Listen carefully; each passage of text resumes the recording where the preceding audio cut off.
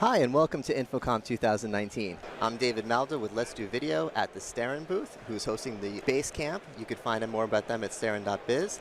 And I'm joined here today by good friend Simon. Simon, could you please introduce yourself? Yeah, hi David. Good to see you, mate. Yeah, it's Simon Dudley with Logitech, head of sales enablement and analyst relations, and doing good things. So thanks for having me on the show. Thanks for being here.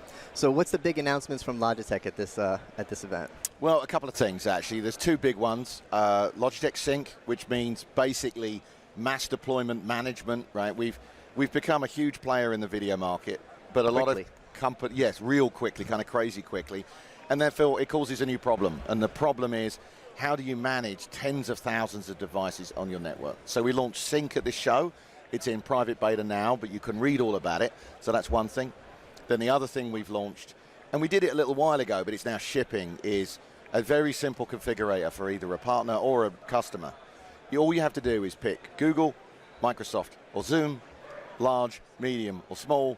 We now have a solution, one SKU, one box, technically two boxes, but one thing you buy. All of it will just work.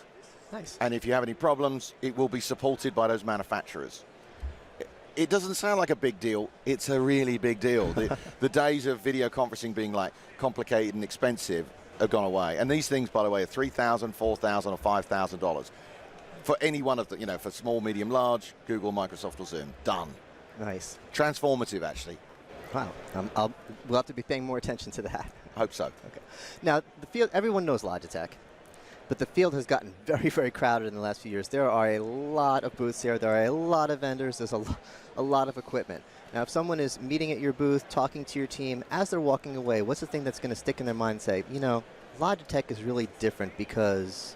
Well, it's an interesting question, right? 4 years ago, just before I joined Logitech, but I've been in the market a little bit longer than that, people would turn up at the Logitech booth and go, why are you people at InfoComm? Right? It just didn't seem, it seemed incongruous. 2 years ago, people went, wow, you guys are really taking off. This year, they're like, why is your booth not 5 times bigger? I mean, we've gone from really a very small part of the market to a very important part of the market in a tiny period of time. And that's primarily because USB-based devices plugged into PCs have become the growth engine of video collaboration in the last 4 years. I guess we're a big part of that because Logitech's pretty good at the whole USB thing. So, it's really strange that we've gone from don't even know why you're at the show to why isn't your booth 5 times bigger in 4 years? Yeah, you've become the do you really belong here to almost like the standard or yes. one of the standards. We would go with the standard. And I try not to be kind of, big-headed about it, but we have become a really an important player in a short space of time. And you do lead in certain metrics. There's a lot of metrics, but in some metrics you do lead. Yeah, we're, I'm not allowed to talk about the metrics, but but we are a very big player, and I just leave it at that for public consumption. Right. Now, things change in this industry so quickly. I mean, the conversation we had last year at 2018 InfoComm was completely different than the one we're having now. So it's kind of a big question, but in the last year, what big trends have changed, or anything you've learned from your customers, things that have worked that you're doubling down on, or things that we realize the industry doesn't like? Well, I mean, a couple of what's changed in the industry. Well, we're right next to the Zoom booth, so let's talk about them first, right? I think yesterday their valuation was $28 billion, right? One has to say, and we're a huge partner of Zoom's, so them making an enormous splash on NASDAQ has got a lot of notice. They've done an amazing job. Microsoft, seems like it's validated the entire industry. Oh, I think so, yeah. Microsoft are now saying that by the end of next year, 40% of business computers in America will have Teams on them, wow. Which means they're ready for video.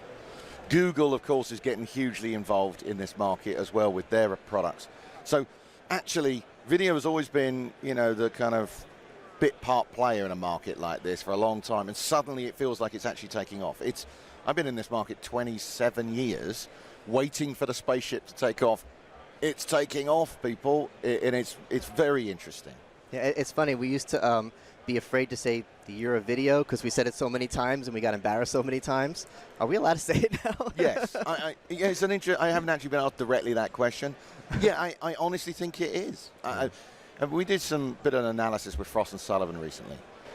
Within 3 years, by 2023, which sounds like forever away, it's 3 years away, 3.5 years away, 75% of the US workforce will be millennials. These people don't do conference calls on spaceship phones, right? They do video. Yeah.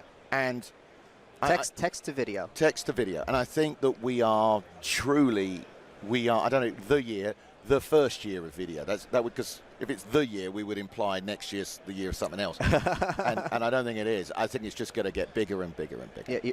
Yeah, you really keyed in. There's two things happening at once, which if we couldn't have planned it any better. The technology was too hard. 20 minutes, 10 minutes, 15 minutes to make a call. Yep. Now it's easy. This stuff just works. And culturally, we're ready.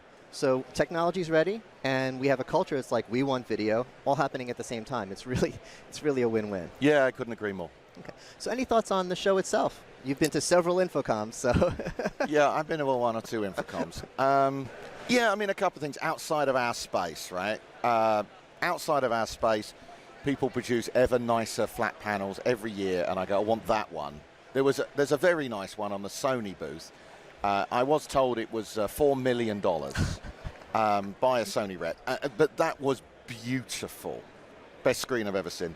There's a whole bunch of folks here from the Far East showing off big outdoor panel things. Can't work out why any of them are different from any of the others, and it's not really my market. But it's cool stuff. It's cool stuff, don't get me wrong. And I guess that's what InfoComm used to be all known for, the screens and the AV. I actually feel that video, and I know it's our world, but I do feel video conferencing has become a major part of the show, and we were always a small part of the show before, and I feel that a lot of the energy's in our space now.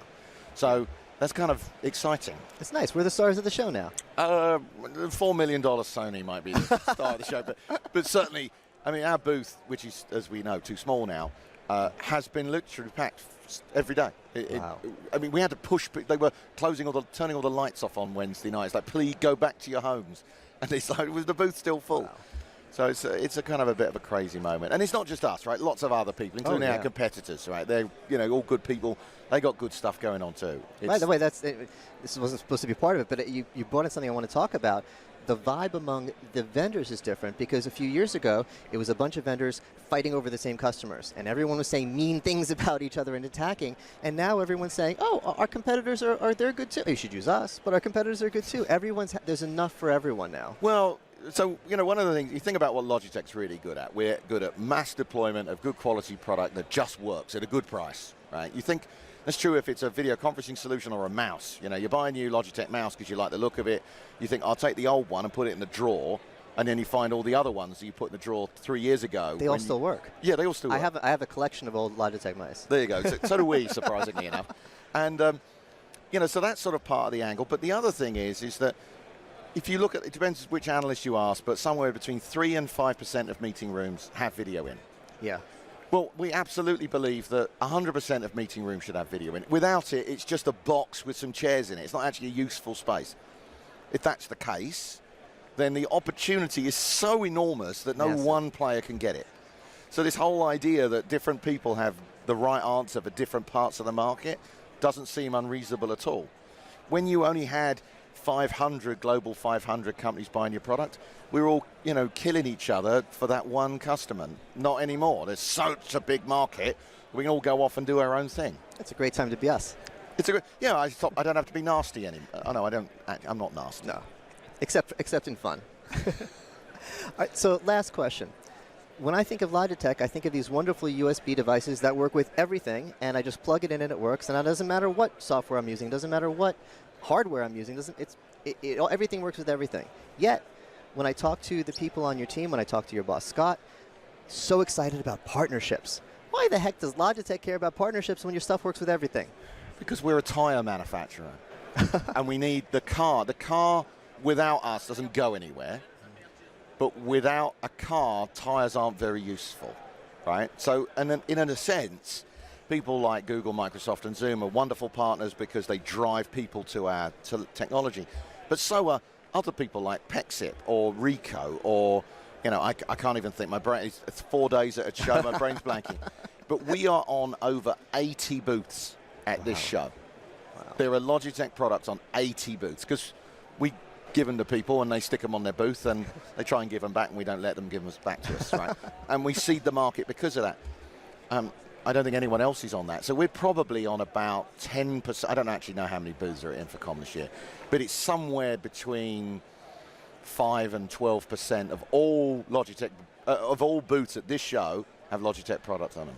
Wow. Because we know those partners are vital for our success. We don't make integration software like Pexip does to make every solution work together. We don't do interactive whiteboards like, you know, Ricoh or Mersive or hundreds of other companies do.